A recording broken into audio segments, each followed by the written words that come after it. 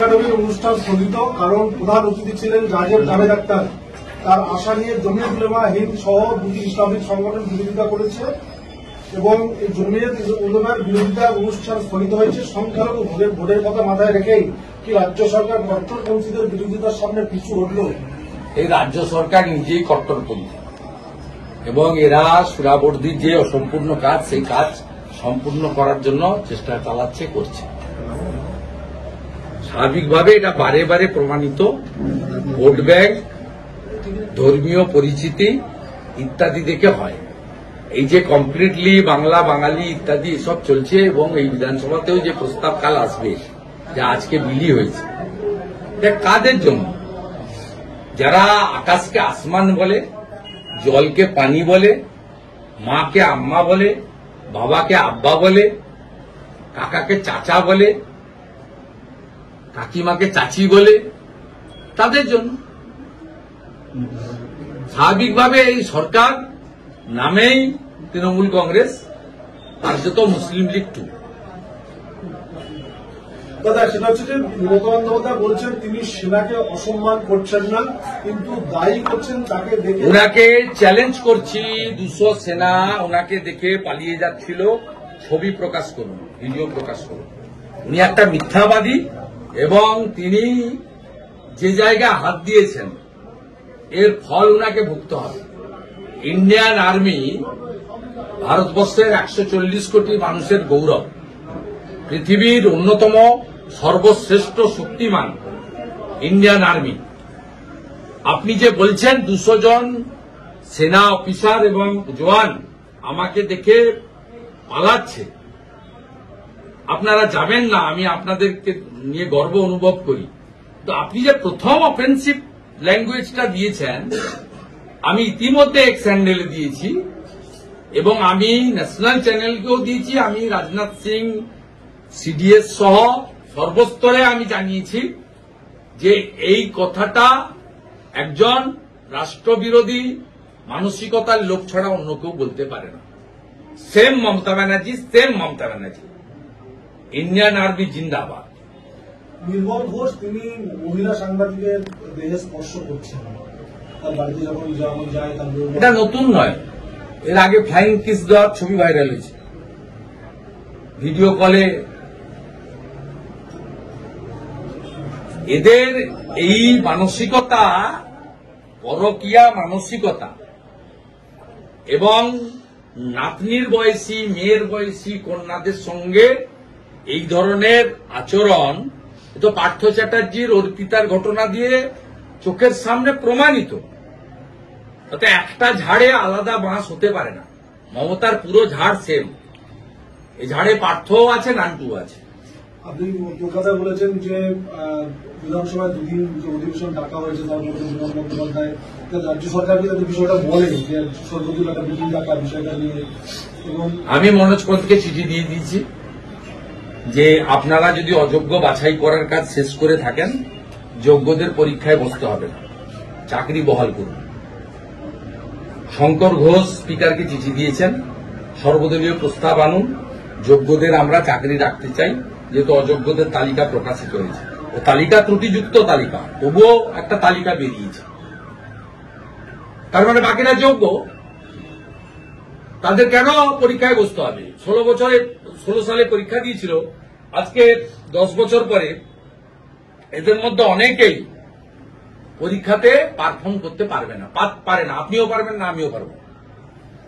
এখন যদি ক্লাস 7-8 এর কেউ পড়া ধরে, কে পারবেন আপনি করতে? এটা চর্চার বিষয়, এটা অভ্যাসের বিষয়।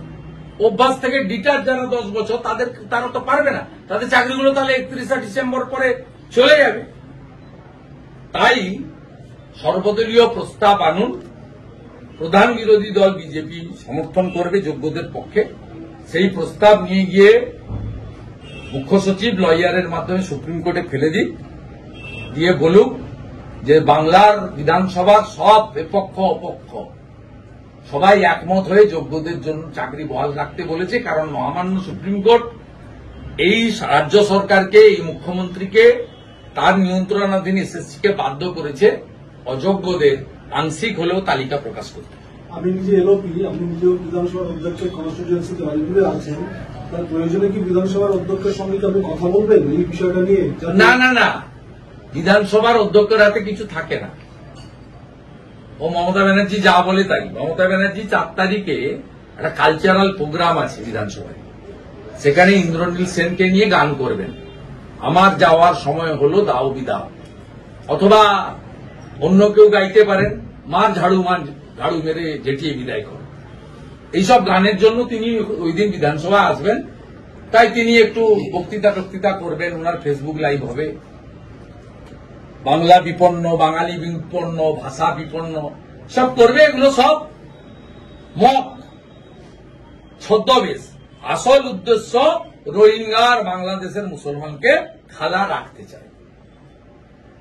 যারা বাংলা ভাষায় কথা বলে 1946-এ কলকাতাতে 10,000 হিন্দুকে কেটেছিল, যারা নোয়াখালীতে লক্ষ্মী পুজোর দিন 15,000 হিন্দুকে কেটেছিল, আমার মা সহ 3 কোটি হিন্দু তদানীন্তন পূর্ব পাকিস্তান থেকে এক কাপড়ে পালিয়ে এসেছিল, যারা তাড়িয়েছিল তারা কিন্তু বাংলাতে কথা বলেই বাংলা ভাষীদের তাড়িয়েছিল, কারণ তারা সকলেই হিন্দু ধর্মের ছিল বলে।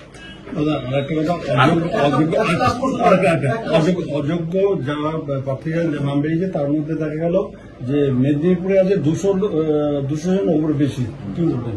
মেদিনীপুরে থাকা মানে কি? মেদিনীপুরে থাকা মানে কি কি বলতে চাইছেন আপনি? কোন চ্যানেল? কলকাতা টিভি? কোন চ্যানেলটা বলবেন তো? বলুন তো।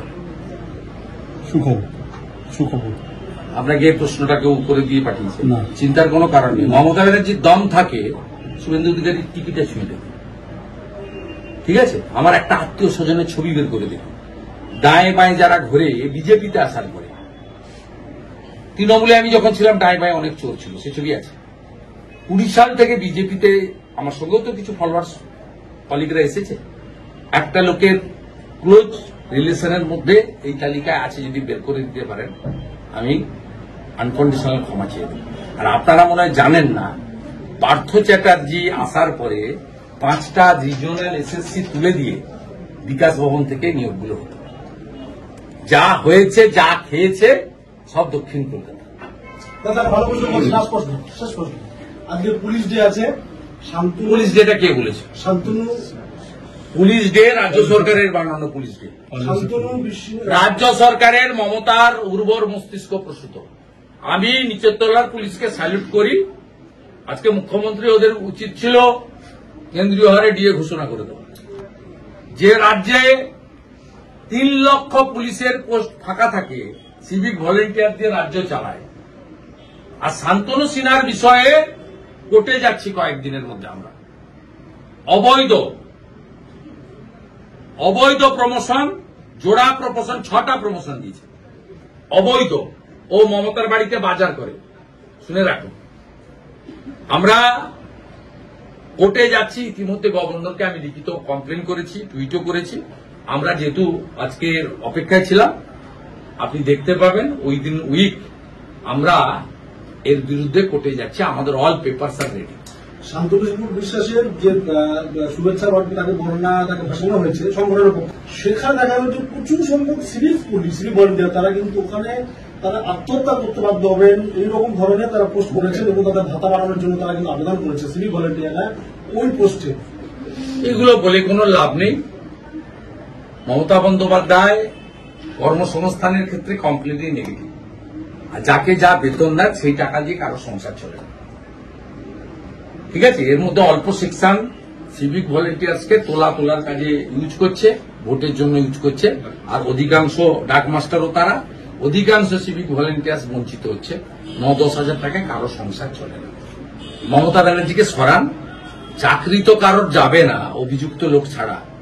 যারা ভিডিওতে আছেন, প্রমাণ হয়েছে অনৈতিক করেছে, তাদের বিরুদ্ধে বিজেপি সরকার এলে আমরা বলেছি না, বদলাও হবে, বদলাটা হাতে নেব না। আইনগতভাবে, পদ্ধতিগতভাবে সংবিধান মেনেই নেব। কিন্তু এই রাজ্যের আংশিক কন্ট্রাকচুয়াল কোন লোকেরই কর্মসংস্থান বিজেপি খাবে না। বরঞ্চ তারা সমকাজে সমবেতন করে।